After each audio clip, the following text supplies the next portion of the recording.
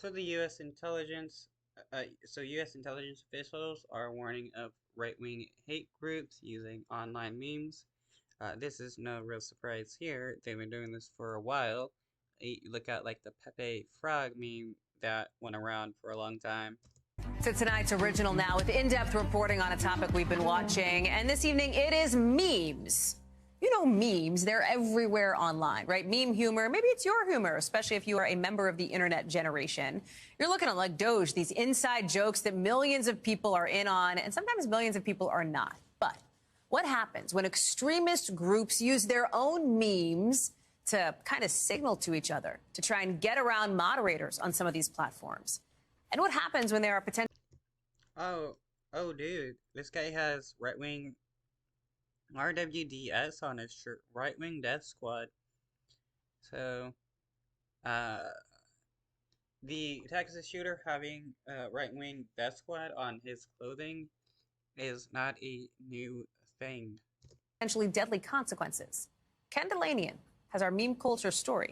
The patch worn by the mass shooter who took 8 lives at a Texas mall last week meant nothing to most people. But the acronym RWDS for Right Wing Death Squad has... On Twitter, Right Wing Death Squad is a clothing company that was once the most popular hate nationalist apparel outlet. Right Wing Death Squad's memes started firmly in the racist, anti-Semitic alt-right. Wow. So, this death squad thing, this death squad militia is big on the right.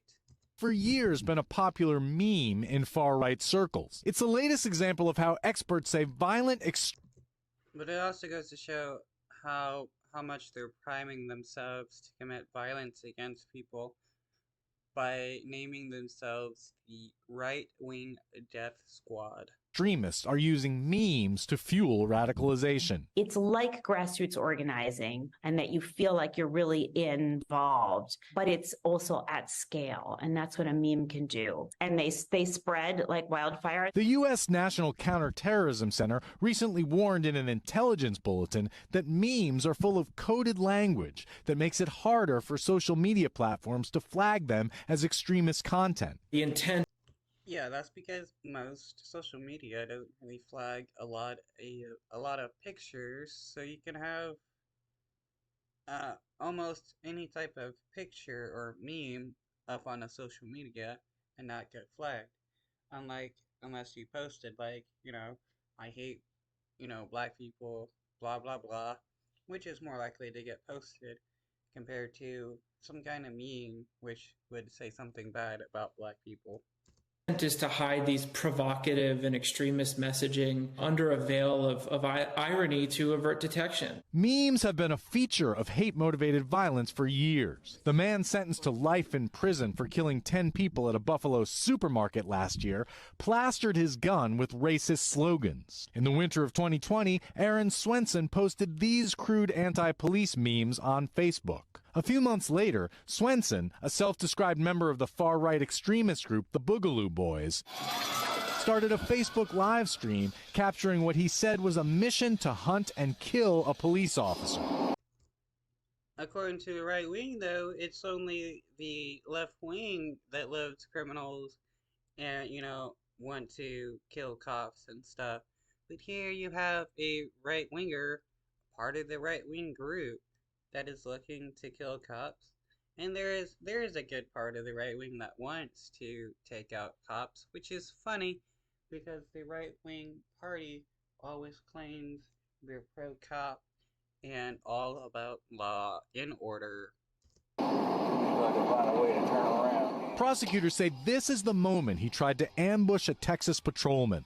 He ultimately was sentenced to more than 50 years in prison for attempted murder.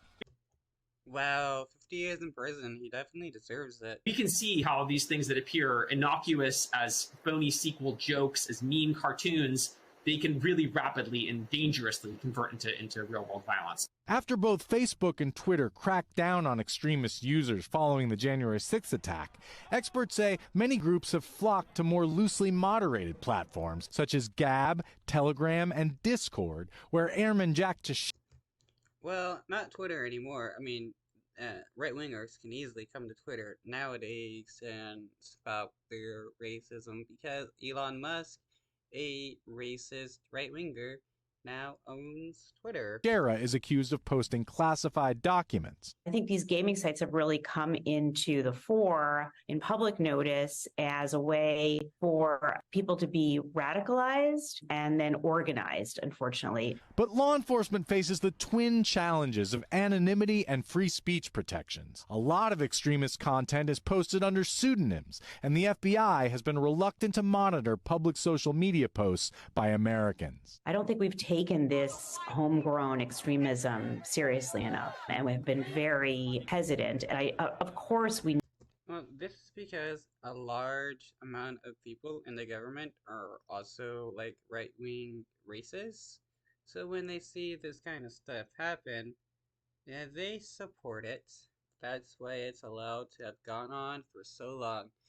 That's why left-wing extremism is countered with extreme violence, while right-wing extremism is countered with basically nothing. That's why, like, during the McCarthy era, you had people passing various laws against left-wingers, while you had no one passing laws against the Nazis. We need to protect the First Amendment, respect the First Amendment, but we also have to take extremism seriously.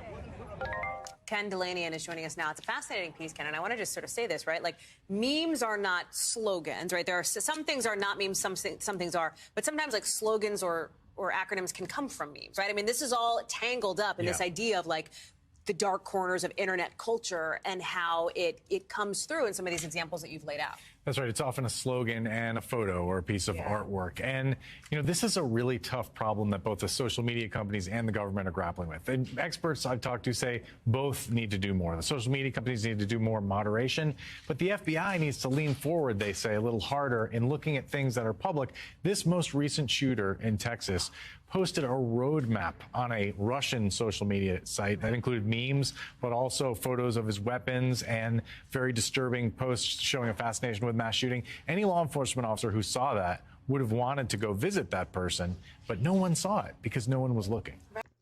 It's funny how he was using a Russian website to spread his Nazi ideas along with his Nazi friends on the website, when Russia is supposed to be against Nazism, but here they are allowing it on their websites.